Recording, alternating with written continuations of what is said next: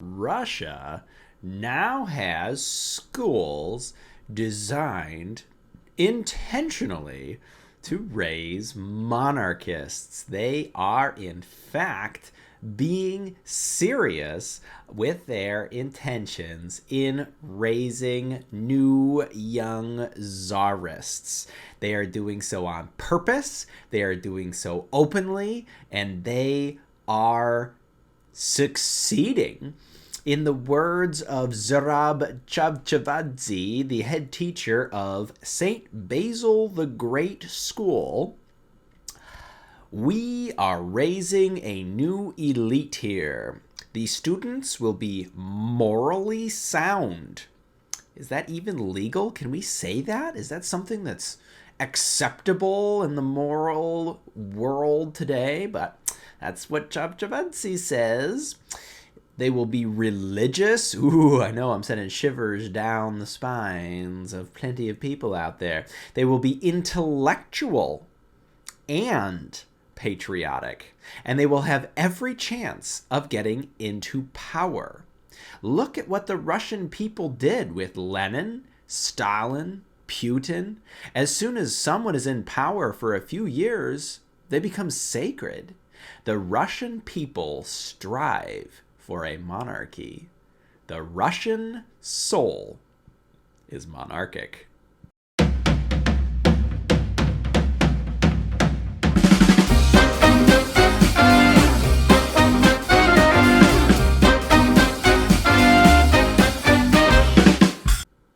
Kind of amazing to say something like that in the world of 2023, where we seem to be tearing down more institutions than ever could we build. St. Basil the Great is a school which is located in an upmarket suburb of Moscow, and it's this collection of all these beautiful, grand old buildings which are centered around, they're clustered around a cathedral, an Orthodox cathedral, which is a very traditional design. And this school has over 400 students.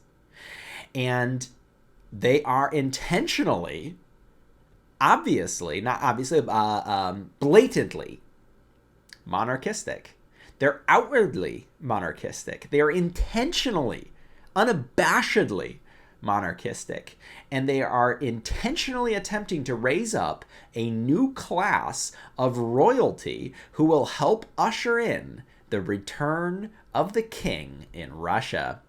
And the head teacher, Chavchavadze, is just one of a part of a small but growing influential section of Russians who are really seriously looking for the return of the czarist past. They look to the old kings of Russia for inspiration, for hope, for beauty, for values, for morals, and for instruction. And they are really serious about actually attempting to reestablish a monarchy. And 400 kids every year are graduating out of this school being taught by monarchists in order to grow up and specifically get into power in the amongst the Moscow elite. They're raised to be moral. They're raised to have family values. They're intellectuals, and their whole school is designed around the old czarist principles. At St. Basil the Great School, there are portraits of the czars which look out at the pupils from the corridors. They've got this big statue of Catherine the Great dominating this hallway, and they have a legitimate ballroom where all the students are required to learn how to dance, which, by the way, is fantastic for developing fine motor skills. Not only that is it beautiful, not only is it extremely enjoyable to actually engage in dance. If you've never done formal dancing before, you can't really understand just how beautiful it is. But if you go and watch like Pride and Prejudice or something, you see these people dancing these beautiful formal dances. It's unbelievable to look at. It's not quite like anything else that the human species does. Dancing is its own thing, and it's special. And there's a reason why all cultures throughout the entire history of the universe have adopted some form of traditional dance, and our culture is absolutely no different. But the Tsarist dances and the dances of the old hierarchical world had a lot more tradition to them. Today, in our breakdown culture, if I could call it that, we are experiencing a time where most dances are about the self. It's very difficult to dance with other people. If you do dance with somebody else, it's usually going to be in a provocative manner. But other than that, 99% of the dances that happen are entirely individualistic.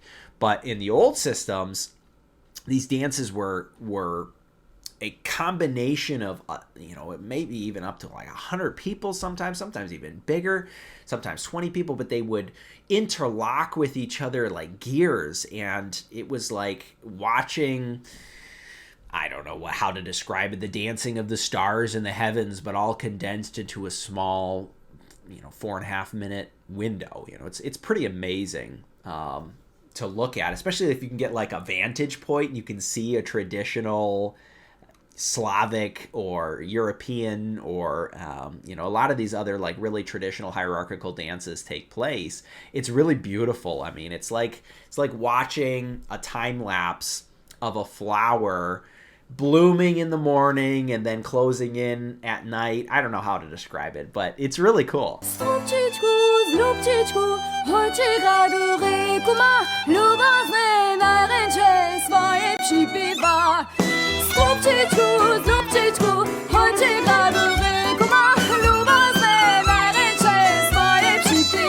And at St. Basil the Great, these kids, they're learning scripture studies on purpose. They're like, a Christian school, but specifically a traditional Christian school. They're learning Latin. They're learning, they have special textbooks. And this is what's so fascinating.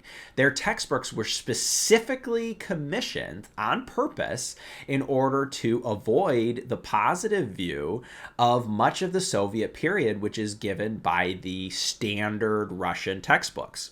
And they're allowed to do this. They're totally allowed to do this. Like, oh, Russia is such a totalitarian regime. Oh, really? Wow, fascinating. Wonder where you're getting your information from there. And the school was originally founded by the eccentric wizard Konstantin Malofeev. And this mysterious Russian financier has one of the most amazing names, or titles, I should say, of anyone of our age. He is known as the Orthodox oligarch. And that's just fantastic. I love that. Who gets to be named such cool things anymore? I just love it. But Malofeev, he's actually well connected in the Kremlin, and he is not on the nice list in the West today because this Orthodox oligarch is believed to have funded Ukrainian separatists in that little Ukraine war that seems to be dominating the headlines even all over the world today. And because of that little thing, he's currently sanctioned by the West. And the West has accused him of all kinds of just, typical, whatever we could accuse the Russian oligarchs for, money laundering, this whole terrorism thing, and a bunch of other stuff that they are accusing, that the West is accusing him of. Actually, I don't know if they're accusing him of terrorism specifically, but they are accusing him of funding the rebels, the rebel forces, the pro-Russian Ukrainians. And actually, there's a lot of politics going on in the Russian and Ukrainian situation over there that would be interesting to talk about some other time. But he's on the, unfortunately, his school, the St. Basil's School, is now on the NGO watch list. And the watch list is specifically a curated list which is designed to monitor institutions, the official position of the NGO is to monitor institutions which are not supposed to be political that have political ties, and they're watching for corruption and all these other things. That's their purpose. But typically, in a lot of cases, the NGO is used like a police baton.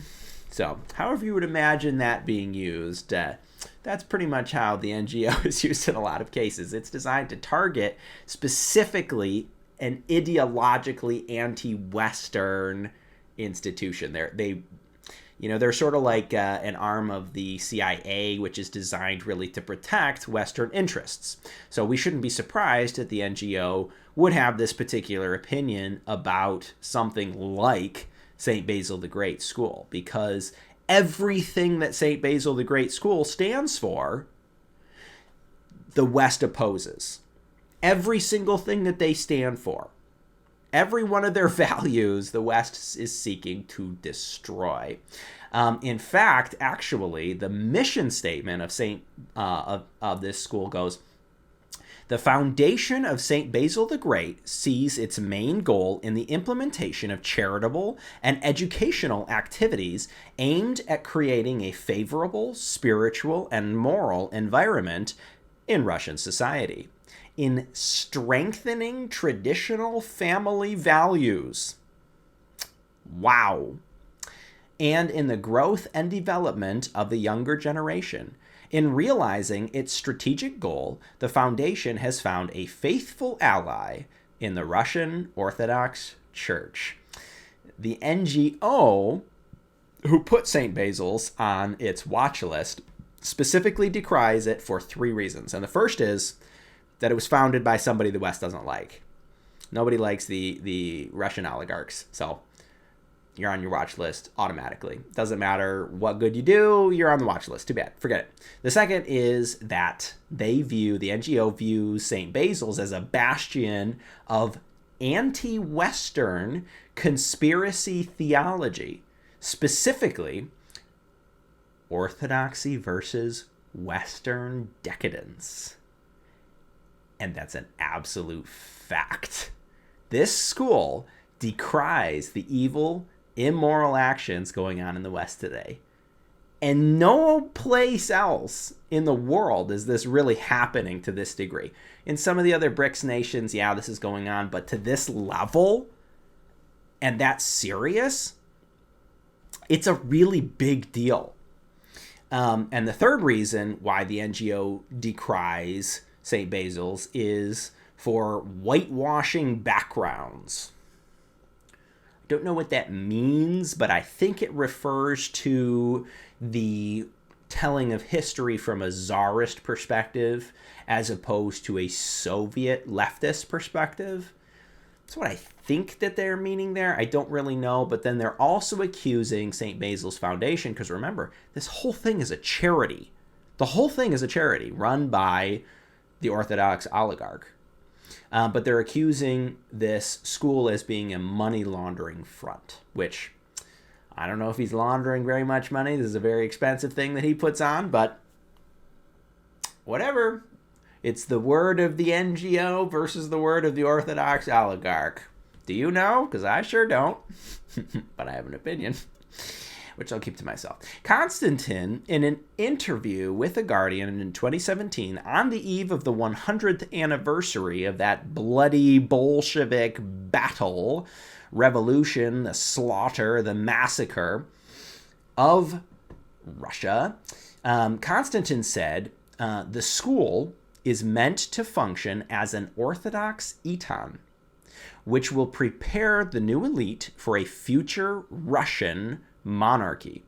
The mission of our school is to ensure that our graduates will be Orthodox patriots who will carry the 1,000-year traditions of Russia, not just those of the past 20 or 100 years. For me, it's very important to restore the traditions that were broken off in 1917. This is a very powerful man that's making these statements, okay? He's a big-time banker in Russia, Constantine is. And actually, during the blood-soaked democratic revolution of 1918, Tsar Nicholas II and his family, of course, they were executed. But the many aristocrats, and this is where Chavchavadze comes in, there were many aristocrats in Russia, obviously, and they faced this pretty terrible choice. They could either go and fight with the whites in the Russian Civil War, which many of them did. And then the other choice that they had was to flee Russia, to go to Western Europe or further afield. And that's what Chavchavadze's family did. But during the Soviet period, when discussion of the whites was forbidden, good old democratic values there, Chavchavadze's family actually returned to Russia. They couldn't stay away. And they returned to Russia directly after the Soviet victory in World War II. But Chavchavadze's father was imprisoned in a gulag. He was thrown into jail. He was accused of being a spy. He was there for 25 years, and the rest of his family was exiled to Kazakhstan, which was a Soviet satellite nation at the time. Or I should say, however, Chavchavadze's family, with the fall of the tyrannical period, actually moved back. Chavchavadze, who was able to... he didn't. I'm getting ahead of myself. But with the fall of the tyrannical period in Russia and the emergence of the autocratic period, when that wall fell, Gorbachev tore down that wall, there was a very, very big shift in policy, and things have gotten steadily and progressively better for the Russian people ever since tyranny has been defeated and the autocratic period, the emperor phase, shall we say, has begun in Russia. But ever since that happened, there's been all this renewed interest in the history of the pro-Tsarist forces, in the lives and history of the Romanovs, and actually the Orthodox Church was finally allowed to canonize the Romanovs, and they are now known as the royal passion bearers: Tsar Nicholas or Nikolai, Tsaritsa Alexandra, Tsarichev Alexei, and Grand Duchess Olga, Tatiana Maria, and poor little Anastasia. Before the Ukrainian war covered all the world in news, Vladimir Putin's regime had actually changed a lot of the way that people in government had been talking about the Soviet Revolution. He still expressed a lot of I can say it. I can say the word. It's going to come out correctly. Admiration for a lot of this stuff, the achievements of the Soviet regime. But his regime did something very different and very important, which is they started to talk about the Soviet Revolution in terms of tragedy due to the amount of bloodshed and turmoil that it caused. And this is a huge overall shift. Constantine, he's actually pretty well connected in the Kremlin. He's a very wealthy banker. So he has more of an ear of Putin. Well, potentially, we don't really know. I mean, there's what the West says, and there's what the East does. But there's legitimate Tsarist forces now in Russia. And this Orthodox oligarch, he was actually born in Moscow, and when he was asked in an interview how he became a monarchist, he had some really interesting things to say here for those of us that are fans of these particular characters. But what he said: when I was 14, I read 2 books which had a huge impact on me. One was the memoirs of a former Tsarist officer who went on to publish an immigrant newspaper in Argentina, and the other was The Lord of the Rings. The image of Aragorn returning to Gondor was my second image of monarchy, Constantine said. It also affected my monarchism. Malofeev, like so many monarchists in the world today, were taught by the Inklings. And truly, honestly, is there a more powerful statement, a more evocative sentiment than the desire, the need to wait for the return of the king. Is there anything more powerful than that? I don't know that there could ever be. And of course, Malofeev, he was taken with the idea of the return to monarchy, and that was when he wrote a letter to the Grand Duke Vladimir Kirillovich, who was based in Paris, and he was actually born in 1917. And he is considered by many monarchists, not all, but many monarchists, to have the leading claim to the head of the imperial family, after, of course, the brutal slaughter and execution of the royal passion bearers. But when he sent his letter, the Duke asked Chavchavadze to actually hand deliver his reply back to Malofeev, because Chavchavadze was working as his assistant at the time, and that's how the two got connected, because Chavchavadze, his family actually, or that name actually means royalty. It means like nobility. That's what that name means. And of course, his family was part of the white nobility before the Bolshevik Revolution. And Malofeev, who actually wrote his dissertation when he graduated from the law school of Moscow State University, he wrote his dissertation on constitutional mechanisms that could be used to reintroduce monarchy into Russia. So he's very seriously a monarchist, very seriously. And then he went into banking and rapidly became one of Russia's richest men. But Malofeev then enlisted the help of Chavchavadze to head his school, which is now based in Moscow, where they moved in 2012. And its graduates, Malofeev's dream, this Orthodox oligarch, his dream is that these graduates of the school will provide the backbone of the inevitable future czarist order in Russia. That's his words, actually. Inevitable future czarist order. He said, and I agree with him, career politicians are venial and focused on electoral success. I wonder if that's true. Yeah, really.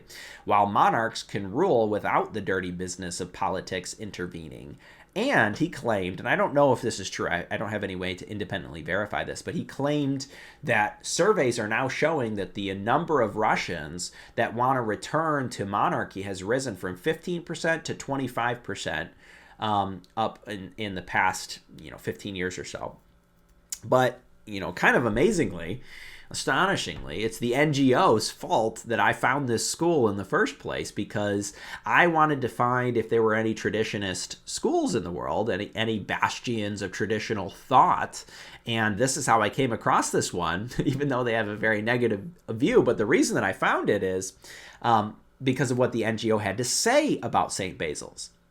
It said on their website, on the NGO's website, that St. Basil the Great Foundation, aka St. Basil, was established by the sanctioned oligarch Konstantin Malofeev in 2007, which is supposedly one of the largest Orthodox charities in Russia.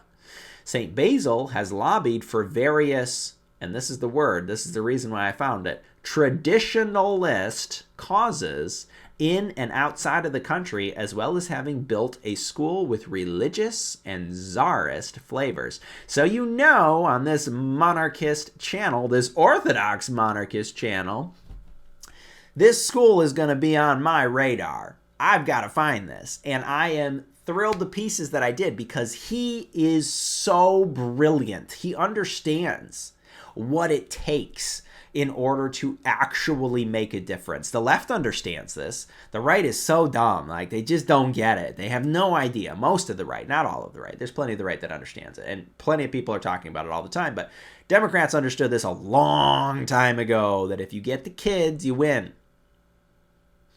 Whatever your opinion is, if you get the kids, you win. Because even if a lot of those kids will have independent thought later on, the majority of people are just going to believe and do whatever they were taught. That's just reality. You can't really get away from it. It's the way the world works. And so, if you believe in beautiful, traditional things, a school is the best idea you could possibly have.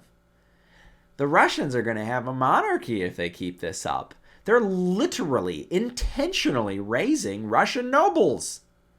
They're intentionally teaching them the necessary skills in order to engage and compete on a higher level. A significantly higher level than I guarantee you any of the kids coming out of the public school system in Russia. Guarantee you. I mean, not only is it a private school, but they're teaching intentional family values, patriotism, and monarchy, hierarchical value systems. This school is doing everything. I mean, it's pretty amazing what they're actually doing. I mean, you know, I'm thinking about my own kids and what I'm doing. Like, I'm raising my kids to be monarchists, but I got 2 kids. There's 400 kids graduating every year out of this. That's astonishing. And to me, my takeaway from this is, why in the world can't we take lessons from Constantine? The Orthodox oligarch is getting us way ahead of the curve here. We can do so much better than what we are doing out here.